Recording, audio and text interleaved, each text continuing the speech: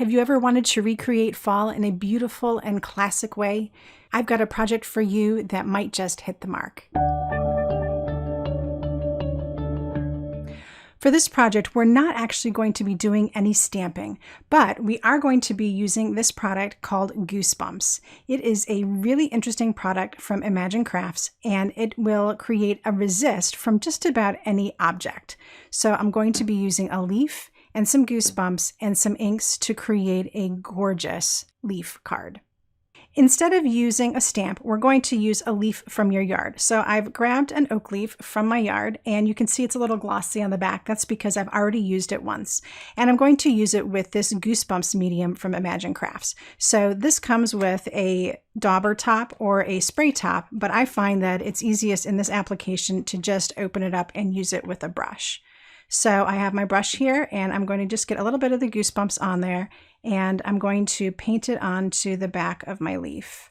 Now this dries fairly quickly, so you'll want to move at a pretty good pace, but it doesn't dry so fast that you're not going to be able to catch the whole leaf. All right, so I have the Goosebumps coating my whole leaf and maybe a little bit of the stem even.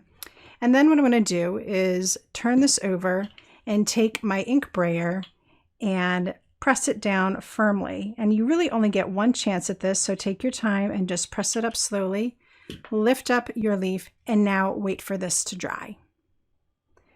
It takes just a few minutes for the Goosebumps to dry, but now that it is, you can see a shiny imprint of the leaf on the paper.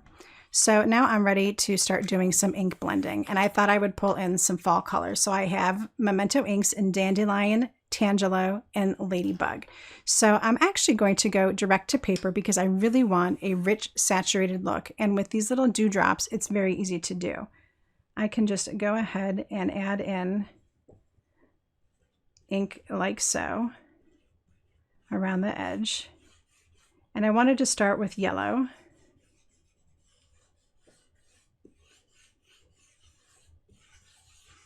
And this is really going to help me get the color in here really quick. So once you start seeing that color get into the paper, you're going to start seeing the resists show through. So now you can see the leaf imprint that I have in my project here. And isn't that gorgeous? So now I've got this really nice yellow background, and I can work on adding in some other colors. Now for the other colors, I am going to use a sponge dauber because I don't need as much ink and I want to be able to blend it in. So now I will work the Tangelo using a sponge dauber into the center here. And that's going to help me fade out from that dandelion color and start to darken in the center. This is a really great trio of colors to get a classic fall look. And when you layer them on top of each other, you get a slightly different tone. So the orange would usually be a little bit more pronounced, but because it is blending with the yellow, it's a little more subtle right now. All right, so that's my first layer, and I can add in just maybe a little bit more.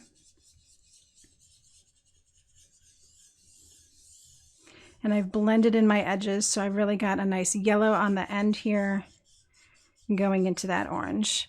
So for my final layer, I'll be using Ladybug, and even though this is a rather red color, when I use it mixed with these other two shades, it turns a little bit more orange. So you can see here it's red, but that's going to go away. That will actually come up when we are done here. But when I've mixed it with the Tangelo and the Dandelion, you can see I get kind of just a darker orange. So now I have this beautiful sphere of orangey red. Absolutely gorgeous. And then I can take my orange here and just kind of blend out my edges.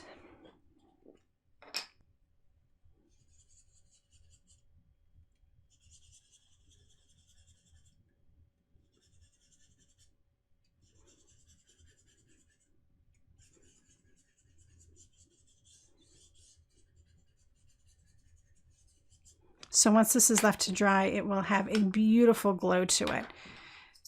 To finish this off, I'm going to go ahead and add in some all-purpose ink in gold. I'm just going to do some spatter effect here. So I shook that up a little bit, and I've got plenty of gold in the cap. So I like to take a water brush and put a little bit of water down, add some gold to it, and then just do a little bit of spatter to get some gold in this.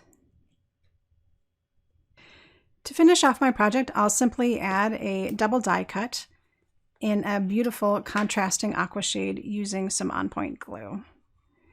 A card like this really doesn't need a whole lot to it. The little bit of shimmer from the gold is enough to get your recipient to say wow without having to add a whole bunch of extra embellishment. So truly, a card like this can come together super, super quick, and it will leave you with a beautiful memory of fall. I hope you enjoyed this project, and if you did, please do leave it a thumbs up and consider subscribing to this channel. If you have any questions about the products I used in today's project, I'd love to hear from you, so leave a comment down below. Thank you so much for stopping by. I'll have another great crafty video for you soon, but until next time, happy crafting.